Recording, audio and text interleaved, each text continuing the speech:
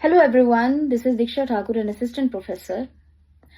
तमिलनाडु के कोयम्बटूर में एक 10 ईयर ओल्ड गर्ल के साथ असॉल्ट और मर्डर का केस सामने आया है।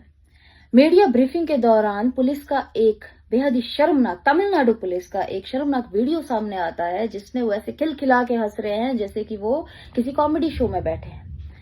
हंसना कोई गुनाह नहीं है, लेकिन अगर आप इतने सेंसिटिव केस पे प्रेस कॉन्फ्रेंस कर रहे हैं, कर चुके हैं या करने वाले हैं, तो वहां पे संवेदनशील होना एक बेसिक मॉरल वैल्यूज में आता है। और अगर पुलिस ही संवेदनशील नहीं होगी तो विक्टिम की फैमिली और किससे उम्मीद रखेगी। हम आपसे ये तो नहीं कहते आप सारे अपराधियों को पकड़िए और जेल में डाल दीजिए, लेकिन आप एटलीस्ट किसी के इमोशंस का ध्यान तो रख ही सकते हैं, या हम आपसे इतनी भी उम्मीद ना करें। 25 मई 2026 को जम्मू एंड कश्मीर के बड़गांव में एक 12 साल की बच्ची के साथ भी ऐसे ही एक शर्मनाक हादसे की खबर सामने आती है। अब जनरली क्या होता है, बच्चे स्कूल से घर आते हैं, रिफ्रेश होते हैं, उसके बाद वो ट्यूशन पढ़ने जाते हैं या फिर वो खेलने जाते हैं। वैसे ही कश्मीर में बच्चे स्कूल से घर आते हैं, रिफ्रेश होते हैं, फिर कुरान पढ़ने जाते हैं। वैसे ही एक 12 साल की बच्ची कुरान पढ़ने जा रही थी और रास्ते में ही she was abducted, assaulted and murdered. But there is one good point that Jammu and Kashmir police have arrested that monster and hopefully justice will be delivered. But I have a question for our judicial system कि कन्या भ्रूण हत्या एक कानूनन जुर्म है। इसमें चाहे डॉक्टर हो, चाहे नर्स हो, चाहे फैमिली मेंबर हो, कोई भी हो, सबके खिलाफ कार्रवाई एंड पनिशमेंट का प्रावधान है।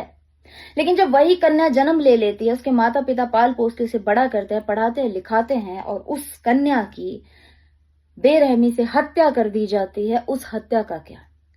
पुलिस चार्जशीट बनाती है, कोर्ट में सबमिट करती है, क्रिमिनल को कोर्ट में पेश किया जाता है, उसका क्राइम प्रूव करना पड़ता है, सालों तक केस चलता है।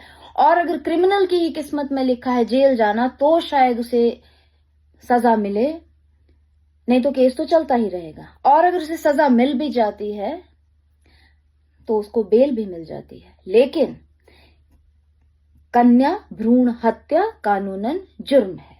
अब मैं यहां कन्या भ्रूण हत्या को सपोर्ट नहीं कर रही, मैं बस ये जानना चाहती हूं कि जब वही कन्या जन्म ले लेती है तो उसको, चाहे वो 4 साल की है, 4 महीने की है, 8 महीने की, 8 साल की, 12 साल की, 15 साल की है, उसको फिजिकल असॉल्ट करके मर्डर कर दिया जाता है, या बाई चांस अगर वो बच जाती है तो उसकी शादी की जाती है और ससुराल में दहेज के नाम पे उसकी हत्या कर दी जाती है, वो भी आज के इस एरा में, तो ऐसी हत्या का क्या?